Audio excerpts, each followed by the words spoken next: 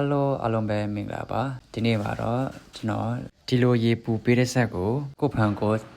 တက်စင်နိုင်အောင်ကျွန်တော်တက်စင်တဲ့နေ့ကိုလာ sharing လုပ်ပေးမှာပဲဖြစ်ပါတယ်တည်တဲ့လူတွေလည်းကြော်သွားပါတော့မတည်တဲ့လူတွေအတွက်ပေါ့နော်ကဲလိုက်ကြည့်ကြရအောင်ကျွန်တော်တက်စင်မဲ့ဆက်မျိုးစားကတော့ Toshiba 4500 watt ပဲဖြစ်ပါတယ်လိုအပ်တဲ့ပစ္စည်းတွေကတော့ဒီမှာ breaker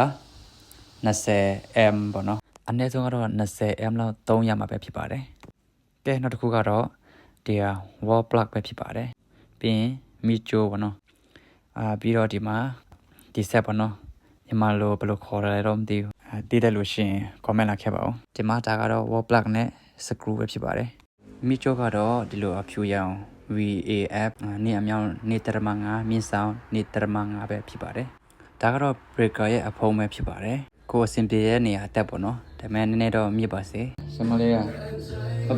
မပြီးသေးဘူးလားတဲ့ဒီချိုးချွေးတဲ့ခလေးချောင်းနော်ကဲကျွန်တော် breaker လာ join မှာပေါ့နော်ဒီခလေးကျိုးရတော့ground wire ကျိုးပေါ့နော်ကျွန်တော်ခန်းကတော့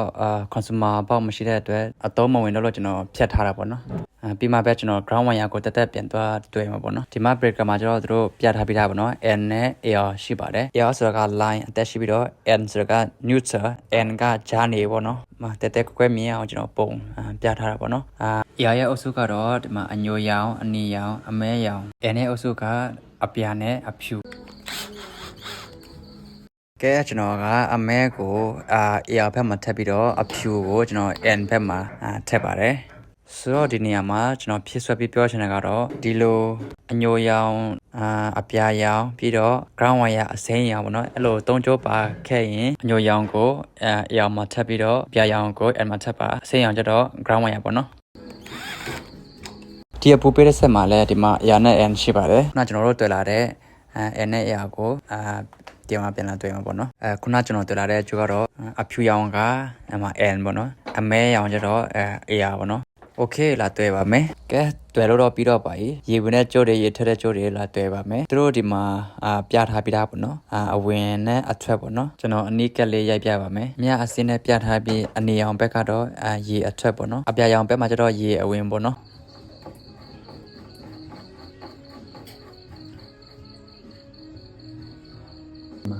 เอามาโทรนำออกเนี่ยโทรนำเข้าโอเคဒီမှာပြထားပါတယ်ကဲဒါကတော့နောက်တစ်နေ့ပေါ့နော်မနေ့ညကကျွန်တော်ground wire တွေ့ဖို့ကျွန်တော်ဂျင်းနီချောင်းယူလာဖို့မေ့တယ်ပေါ့နော်ဂျင်းနီချောင်းဆိုတာကလည်းဒီမှာပေါ့နော်ဒီဟာပဲဖြစ်ပါတယ်ပြီးတော့ဒီမှာ ground wire ကျိုးပေါ့နော်ဆိုတော့ကျွန်တော်ဘာဖြစ်လို့ဒါတွေကိုလိုအဲ့ဒါလဲကျွန်တော်အစောပိုင်းကပြောခဲ့တယ်လို့ပါပဲကျွန်တော် ground wire တွေ့ဖို့ကျွန်တော်မှာconsumer ဘောက်မရှိဘူးပေါ့နော်ခက်များတော့အိမ်တိုင်းမှာရှိချပြီးတတ်ပါဒါပေမဲ့ကျွန်တော်ခန်းထဲမှာတော့မထက်ထားရသေးဘူးပေါ့နော်မြန်မာလိုဘယ်လိုခေါ်တယ်လဲတော့မသိဘူးထိုင်းလိုကြတော့သူ့လိုပြီးတော့သူ့ consumer လို့ခေါ်ကြပါတယ်ဒီထဲမှာသူတို့ ground wire တွေသူတို့တွဲထည့်ထားပြီးသားပေါ့နော်ကဲကျွန်တော်ဒီချင်းဒီချောင်းကိုသွားဆိုင်ပါမယ်အရင်ဦးဆုံးတော့မဆိုင်ခင်ကျွန်တော်တို့ဒီ ground wire ကိုဒီမှာအရင်လာချီပါမယ်ပေါ့နော်ပြီးတော့စကူပြန်ကျလိုက်မယ်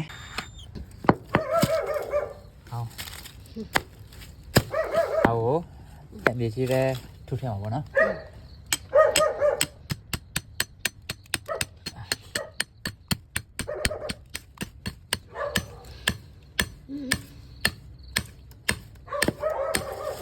โอเคရပါပြီကျွန်တော်ပြပါနော်ကျွန်တော်ပြပါမယ်ကျွန်တော်ထိုးစလိုက်တာဒီကျိုးပေါ့နော်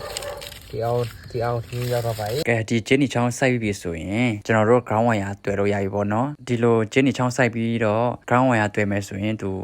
ရေပူဆက်ကအလုံးလုံးမှာပေါ့နော်ပြီးရင်သူ short တွေပါတယ်ဖြစ်ရင်ပြီးတော့မိုးချိုးပြစ်တာတော့တက်လိုက်တာတော့အဲ့လိုဆိုရင်သူကကောက်ကွယ်ပေးတယ်ပေါ့နော်ဒီမြေကြီးမှာပဲသူလာစီမှာပေါ့နော်ဟုတ်ဝင်မယ်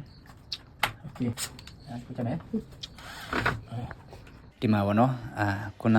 ground wire သူနေရာဝင်မယ်ကဲအလုံးလိုက်ပြီးပြီဆိုတော့ကျွန်တော်breaker လာယူတက်မှာပေါ့နော်ကျွန်တော်တက်လိုက်မယ်နော်တက်ပြီဒီမှာ earth ဆိုတဲ့နေရာလေးမီလင်းပြီဆိုရင်ရပြီပေါ့နော်ဒီမှာပါမြေကြီးပုံနဲ့ဟာပေါ့နော်အဲ့ဒါလင်းပြီဆိုရင်လောက်ပါပြီပြီးရင်ကျွန်တော်ရေလက်ဖွင့်ကြည့်မှာပေါ့နော်သူနွေးလာโอเคဒီမှာအနေရောင်တော့ပေါ်ပါတယ်အနေရောင်တော့ပေါ်နေပြီနွေးမလားမေးတာစောင့်ကြည့်ရအောင်နော် โอเคနှွေးပါလေတကယ်ရှိတယ်နှွေးတယ်โอเคနှွေးပါလေကဲအောင်မြင်စွာတက်စီလို့ပြပါပြီချိုးဖို့ပဲချက်မှာတော့တယ်ကဲဒီဗီဒီယိုတော့ဒီလောက်ပါပဲမိတ်ဆွေတို့အတွက်အကျိုးရှိမယ်ဆိုရင် like and share လုပ်ပေးဖို့မမေ့ပါနဲ့နော်တတား